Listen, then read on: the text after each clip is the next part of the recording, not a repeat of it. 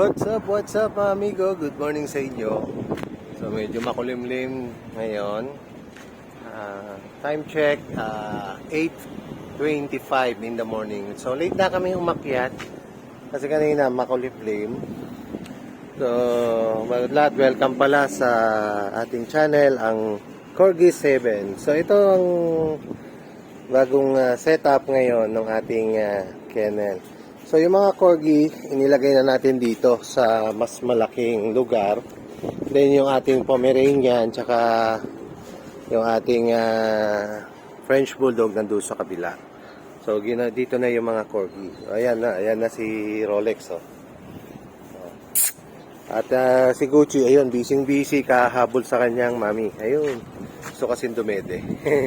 Kaso lang, ayaw na magpadede. So, hindi na nagpapadede kasi si Blue.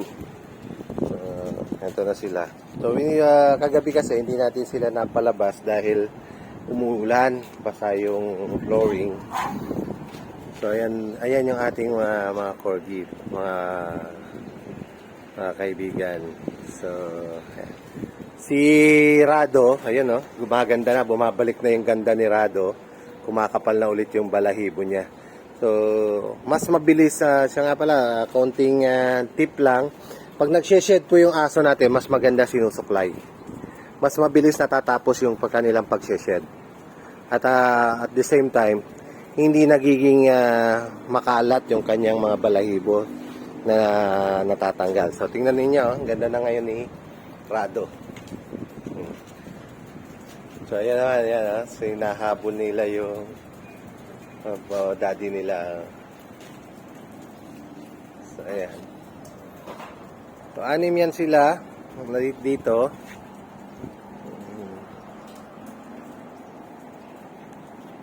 So, bali 3 male, 3 female.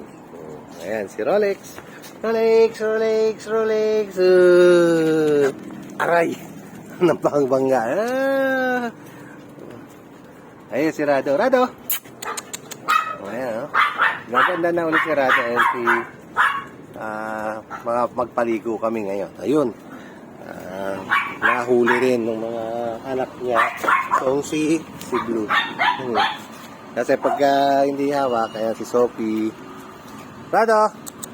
Ayan si Rado.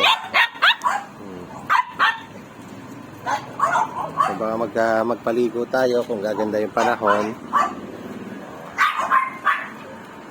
So yun po konting tips. Pag nagseshed ang aso, suklayin para mas mabilis matapos. Ayan, pogi na siya Ayan lang yung mata ni Rado, hindi nagparehas na bay. Isa lang yung nagbay. Ang likat na ng 2 tuta So mamaya hapon i-vaccine namin kung hindi magiging maulan ang panahon. So yun pa isa pa another tip. Pagka maulan mas maganda i-pass muna natin yung pagbabaksin kasi malamig ang panahon, lalo na kung hindi naman sila sa loob ng bahay. Ayan si Rado. Ayun ang cute mahabol sa ayun si dahan naman Basti sa pag-ikot.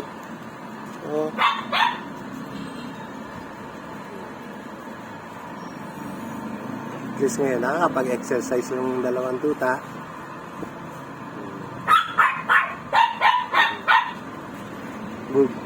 Bilo! Bumabaliktad yung anak mo.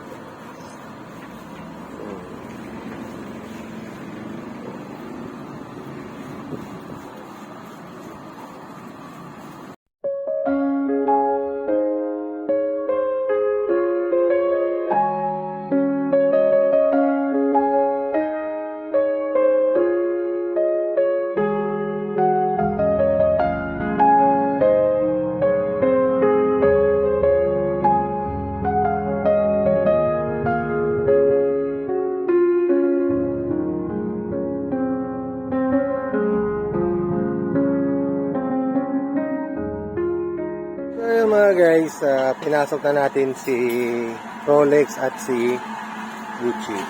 So, si Rado naman pinakain natin. So, yung mga tuta, twice a day pa rin natin pinapakain. Ayan o. Pero yung sirado. Pero yung mga adult natin, once a day lang, every evening ang pakain. So, inalis ko na sila sa morning. Dati morning ako kung magpakain. Nilagay ko na sila sa gabi. So, ayan.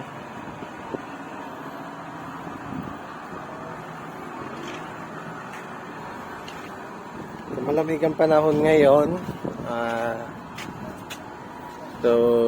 Pero sa 31 medyo challenging na naman kasi putukan.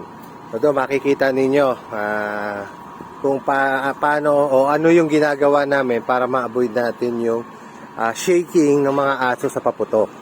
So doon may papakita namin kami sa inyong tip kung paano gagawin yon. Ano. So ito yung update natin ngayon sa ating mga corgi. So ulit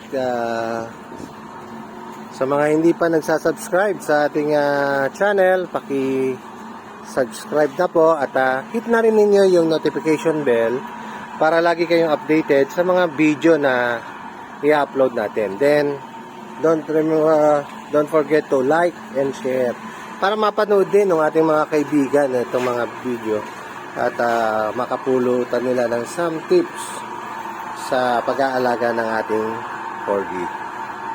So aside sa corgi, pwede nyo rin i-visit yung isa kong channel, yung Pablo's Kennel.